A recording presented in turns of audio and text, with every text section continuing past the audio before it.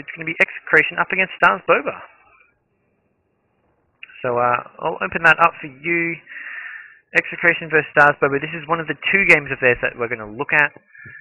As I do have to keep on going through these guys. No time for rest. As is the case, it's 8:30 in the morning here. I do have university, unfortunately, but we're going to introduce this game, guys. Welcome, good morning. This is Gods bringing you a bit of a replay commentary / analysis between Stars Boba and Team Execration. Stars Boba from Vietnam, Execration from the Philippines. And this is going to be a Philippines versus Vietnam match from the GEST group stage. And this is a best of 2 series. We're going to be doing both of these games. And we're going to be looking at a bit more into the strategies used specifically by Execration, guys. For those of you Stars Boba fans who are like, why are you looking at that team? It's because this is to help me as well as the viewers learn more about some of these more unknown teams. Today we are looking at Execration. I'm doing 3 of their matches, having a look at the strategies they use, the picks they like to go for, and what players normally play what kind of role, which means next time I see them in the GEST next March, I'll have a better idea of what to expect in terms of strategy, what to expect in terms of hero picks, as well as laning and who will be playing what role, as well as the kind of the style of play that suits them and what picks they do well with. So it's going to give me a good idea of better idea of what this team like to do. So some of these lesser known teams who I haven't really seen all that much of, well, here we go. I get to watch them, thank goodness, and you guys get to watch them too, and maybe learn a thing or two as well. So as said, this is for you guys as well as myself. As the draft is going to be going on, we're going to zoom through it just a little bit. The bands are a bit, I mean, I do like to see a bit what the bands are, but as it is, it's sort of one of those things where the bands don't really tell a whole lot about a team. It's more the picks. The bands are heroes you kind of think you don't want your team to pick up, but at the same time, you can leave a pool wide open, ban absolutely nothing, and it's more interesting to see what do you pick up in those situations, because teams aren't going to ban all the Imber heroes, because they want some of those strong heroes left in the pool for themselves to pick up. So it's a bit of give and take. You'll give your opponent some good heroes, take some yourself. And this game we are going to see Execration giving up the Invoker. So they saw an opening there.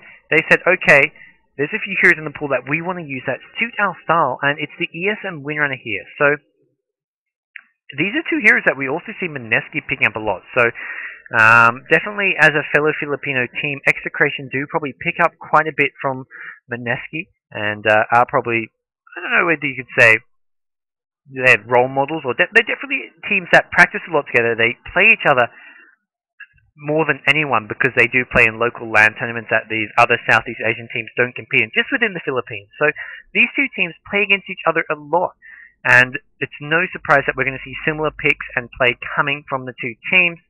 And it's going to be the ES Windrunner. ES played as support. Windrunner going to be played as a solo side lane, similar to last game, I presume.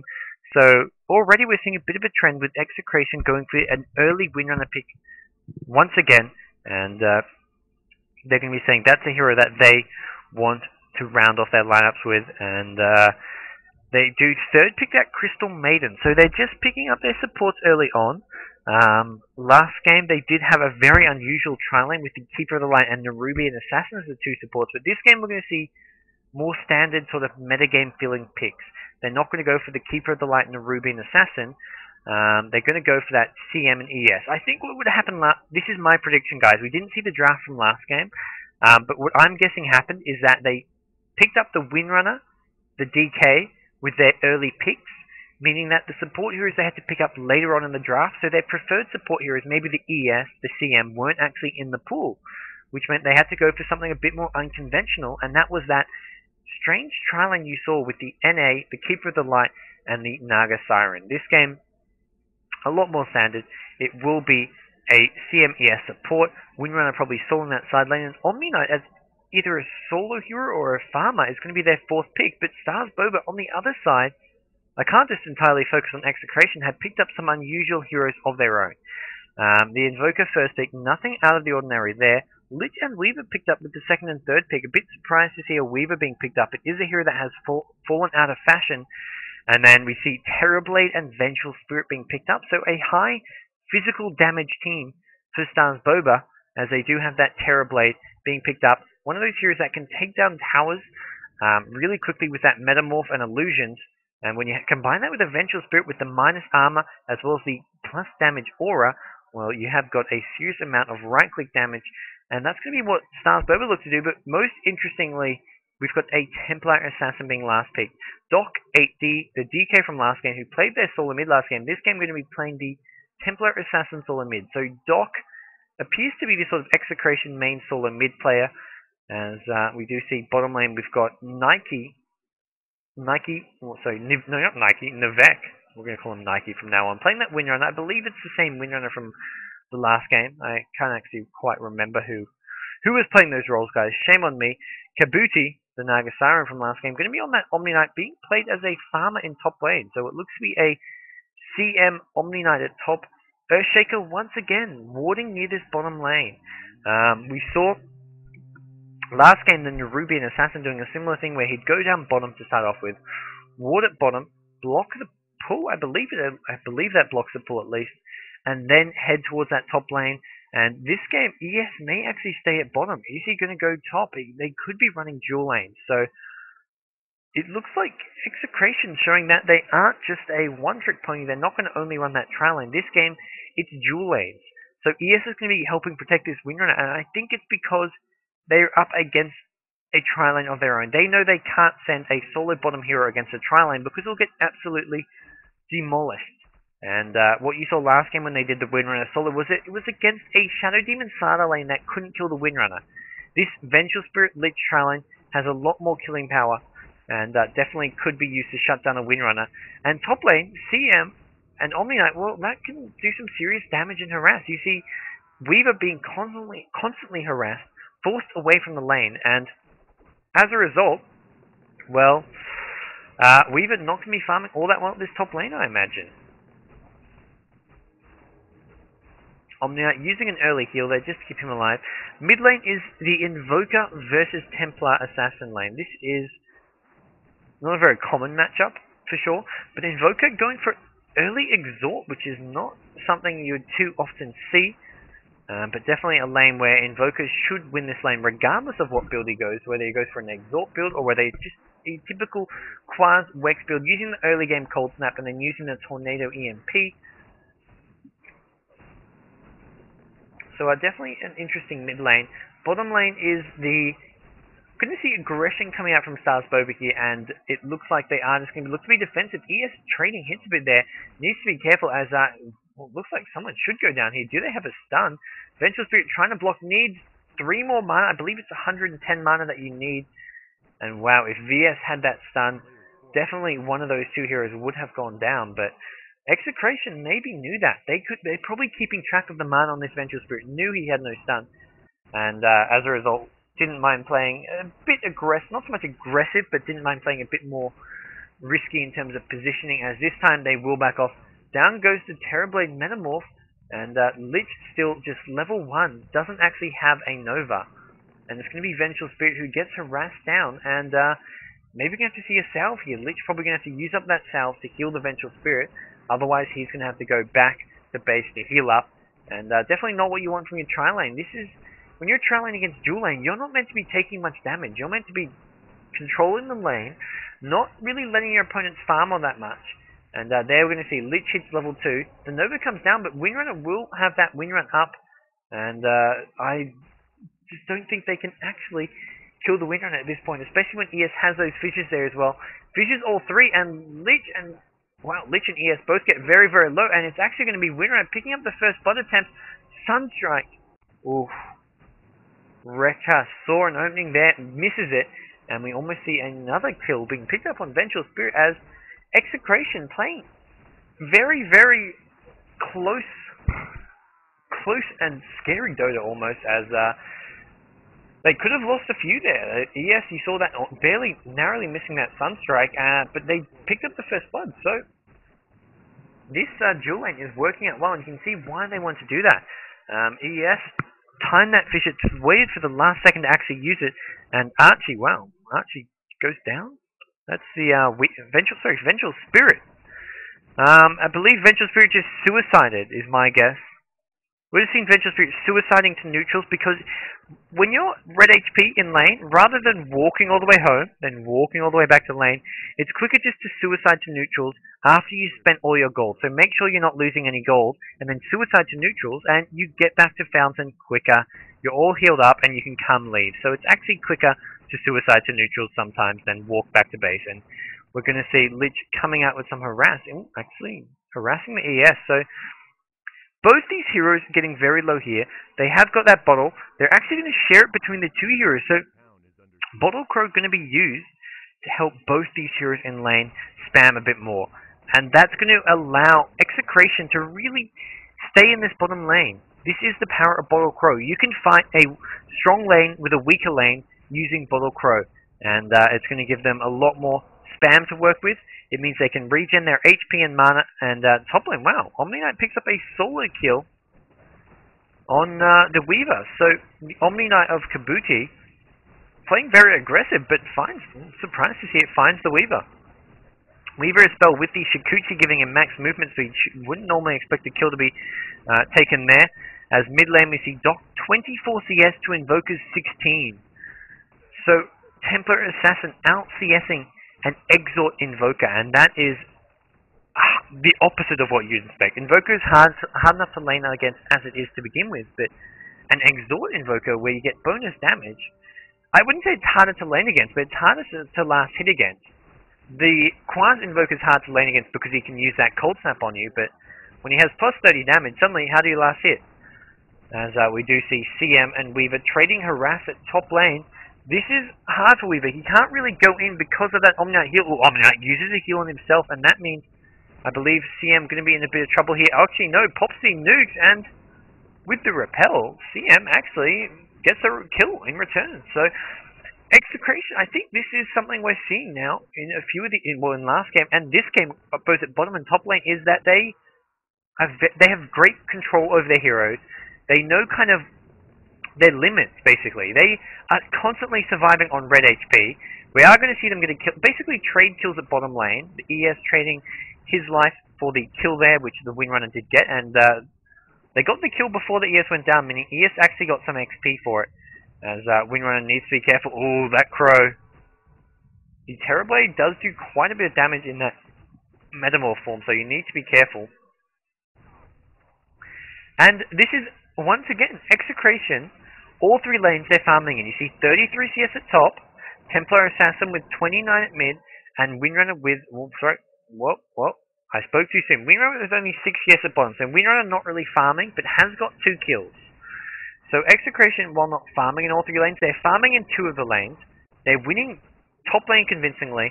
Mid lane they're winning. Templar Assassin is out farming the Invoker, and bottom lane, they're making the best of it. They're getting a few kills.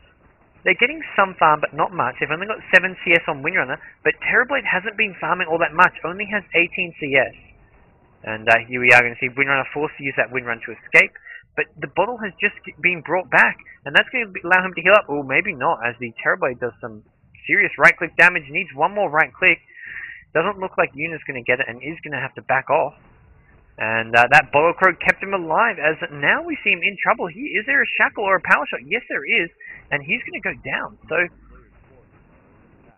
this is basically controlled aggression against uncontrolled aggression in my eyes. Execration have great great understanding and grasp of what their heroes are capable of, how aggressive they can be, and without actually dying and picking up some kills, or maybe not always picking up kills, but at least baiting their opponents into using up their spells and mana and overextending. Much like what you saw there, Terrorblade overextending for the Windrunner, and ES comes back with a fissure, and suddenly kill goes to Execration. So Execration here picking up a 6-1 killed lead, are looking fairly good here. As Terrorblade goes for a Wraith Band, so forced to go for some early game items. We are going to see the towers now start to be pressured. This is similar to last game. Around 8 to 15 minutes in, once Execration got their early game farm, basically around the 8 to sort of level 7 to level 12 phase of the game, that was when they started to group up and push towers. This game they're not going to group up, but they're definitely going to try and start pushing towers. Top lane you see CM and Omni Knight pushing the tower. Bottom lane we see Windrunner and ES spamming their nukes, keeping this tower down, sort of chipping away at the tower more than anything. And we do see a kill being picked up on the Terrorblade as Windrunner and ES are going to chase here as it looks like, oh no, Windrunner overextending a bit there. So that was one of those scenarios. Windrunner probably could have survived and still got that kill. The stun plus Nova, Lich came back for it, and Windrunner did go down. But not the end of the world for Execration. As said, they are ahead on kills, they are ahead on farm, and they are still looking fairly good here, as we will see at top lane. Weaver is 11 CS. He's not farming well, and the way that Stars Boba have set up their lanes against Execration is not really going to allow them to win too many of their lanes. Apart from this mid lane, I feel they should have done better in. Templar Assassin with the 1 kill is looking to be getting quite farmed here. And he can afford to do this. He can just be aggressive as there's a deafening blast to stop the Invoker, to stop the Templar Assassin right click, but I don't think that's the best skill build for an Invoker. That deafening blast could have been instead a Tornado EMP as ES comes in, picks up the 2nd kill at mid lane. And as said, Tornado EMP much more useful in a scenario like that where you get ganked. The Deafening Blast isn't that strong early on. It's a sort of a spell that for Invoker that scales really well late game, but early to mid game it's not all that useful. And Omni Knight, early mech. This is them grouping together, pushing down towers. Omni Knight CM took out the top tower. Omni Knight now with this mech says, okay, I'm going to come help get this mid tower. Meanwhile, bottom tower taking more and more damage as Windrunner going to spam some power shots probably as, well, actually going to go look for a kill here as there's the shackle shot. Need to be careful. There is going to be a chain frost as it's not going to actually bounce to anything, but there we go. Do you see the revenge kill? So a TP in from Stars Boba, and that's something that maybe Execration needs to look out for. When they go for these dives under towers, they need to remember that these heroes can TP in, get those counter ganks going, and basically cause some problems for their opponents. Top lane, we do see Omni Knight returning to farm up a bit. Basically, those tier 1 towers are undefended, but come these tier 2 towers, it's a lot harder to push those. You find yourself really getting a lot closer to your enemy base, and we are going to see Terrorblade in trouble here as this kind of shows where this Templar Assassin pick is coming from. It does nice damage to Terrorblade. Terrorblade is a hero with a lot of armor, and is fairly squishy, but just has high base armor. So a hero like Templar Assassin, who has the meld which can lower the Terrorblade's armor, suddenly becomes a nice pick to have against the Terrorblade, and makes that Terrorblade a lot easier to bring down with right-click damage. And CM going for an earn this game, much like the Keeper of the Light went last game. I'm not entirely sure, guys, but I would suggest that this is the same player who played the Keeper of the Light last game.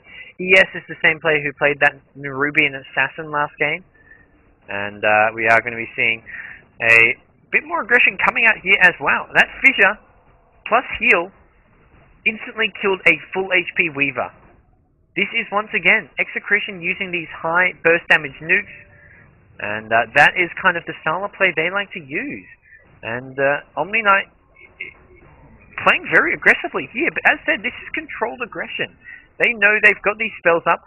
Templar Assassin with a blink now tries to come in, has a haste rune, doesn't quite get that meld off properly, but will be able to take down this Lich, and then turn around and look for the Terrorblade as the T2 tower goes down, so Terrorblade with nowhere to hide. But it's going to be the Vengeful Spirit who does get focused down first, and this is, once again, Execration using high mid-game burst damage heroes. They've got the Power Shot, they've got Templar Assassin who, mid-game, once you get that level 10 phase, has huge damage from the meld. Meld does 200 break damage, lowers armor by a huge amount, and then you get the plus 80 damage from Refraction, which is giving him plus 107 damage currently. So Templar Assassin with huge mid-game damage, Windrunner with the Power Shot, Omni Knight with the Purification, which does 300 or 360 pure damage. I mean, these are high mid-game DPS heroes, and they're fighting another sort of group of heroes, which is fairly defensive. The Invoker is a defensive hero. This game not going for the sort of Tornado EMP, which would be, I mean, defensive build in itself, but going for the Deafening Blast plus Chaos Meteor combo. Terrorblade, who can't really, I mean, pretty much a farmer. He needs to farm up and to get his items before he can do much. Weaver, who needs to farm up, as well as a Lich, who is a defensive laning hero. Vengeful Spirit, who doesn't have any real burst damage. So, once again, Execration going for these really aggressive burst damage lineups and taking teams by surprise. So definitely think that they do seem to be performing well when they get these drafts that allow them to be aggressive, allow them to kill heroes fast and then escape. They've got the Windrunner with his escape mechanism. They've got the heals of the Omni Knight to be aggressive with and still survive. And it's really working out well for them. Last game you saw the Naga Siren with the sleep to basically use as an escape mechanism. But this game, it's something completely different, but at the same time, it's a similar style of play. And it's really a style of play which seems to be working here and winning them games. Especially, last game was against G7, but this game it's against Stars Boba, who are one of the top Southeast Asian teams. And as a bit of a spoiler, guys, Stars Boba went on to be the second place finisher. So, Stars Boba, who finished second in the entire tournament here, are absolutely getting, outganked and constantly taken out by these Execration heroes as well. We see Omni Knight escaping narrowly with a repel there as Doc, the Templar Assassin, picks up a kill. And this is just kill after kill going in Execration's favor. There's nothing that Stars Boba seem to be able to do, as Stars Boba are all right-click damage, but they haven't actually got much damage to come to think of it. And it is going to be another kill here, as it looks like Invoker should go down. There's a Tornado, but that's like a level 1 Wex Tornado. To me, it seems like Invoker didn't know what skill he wanted to go, as we see Terrorblade looking for a Thunder. It does go down before he can use it, and this is not going to be going well for Team Stars Boba. Right now, we are going to be seeing a Weaver farming all he can at bottom lane, but this is similar to last game.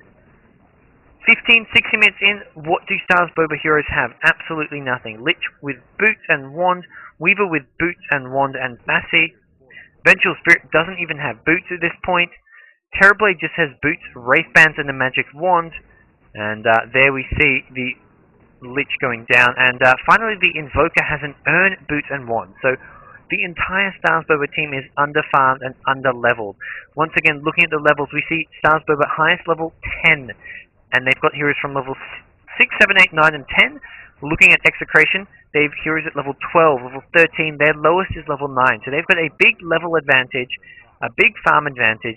And this is just so similar to what we saw last game, where they're basically, I want to call it hyper-aggression. But it's controlled hyper-aggression. They're not being so aggressive that they're costing themselves the game. They're being aggressive to the point where they know they can get out if they need to, but at the same time, if they get those kills, which they have been this game and last game, it's really benefiting them hugely. And then they're getting away on red HP. I mean, they seem to be doing it time and time again. They'll get some kills and then escape on red HP. As we do see bottom lane, the Templar Assassin, as well as ES, Omni Knight, and Windrunner are grouping up, looking for a push here. And I mean, when you look at the items on these Sentinel heroes, you have to wonder, what can they actually do to a push? Vengeful Spirit doesn't have boots. Invoker has an Urn, as his main item at 17 minutes in the game. Terrorblade, his main items is a couple of Wraith Bands. So this is just an absolute out-farm and outplay coming from Execration on the team who ends up finishing second place in this tournament. So this young team, Execration, are showing that they are a scary team to go up against, and definitely a team that can cause some upsets here. Although this game isn't completely over yet, guys, but I'm going to suggest that, well, it sure does look like it. So,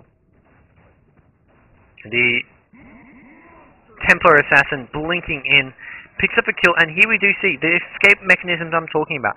Omni Knight, Guardian Angel, he's also got the heals, the repels if he needs. He has sort of a different skill for each scenario to help his team out, to help them escape, and to make sure they can continue to be aggressive. But this time he's going to need to throw down some heals. The big AoE from Invoker gets them all low. He does have that mech, which he's popped, and we'll see some heals coming down soon once they have come off cooldown, as both Templar Assassin and Windrunner need to be careful here. And there's the heal on top of the TA, getting a kill there. And this is going to be a game over, I feel. Invoker goes down, and this is, well, there you go. Go game 2 is the call from Archie. So, once again, Execration steamrolling through an opponent. I mean, this is a 19-minute game against the team who end up finishing second place in the tournament overall. So, Execration, we can see what have we learned from them. They love to be aggressive. They love to have heroes who can do huge mid-game damage around the sort of level 10, sort of 15 minutes in the game when their heroes are getting level 7 to their supports are getting level 7, their solos are getting sort of level 10 to level 12. That's when they like to be aggressive and push down towers and group up as a team. And it did pay off there, guys. So we've got one more replay for you. It is going to be Execration vs Stars Boba, game number 2.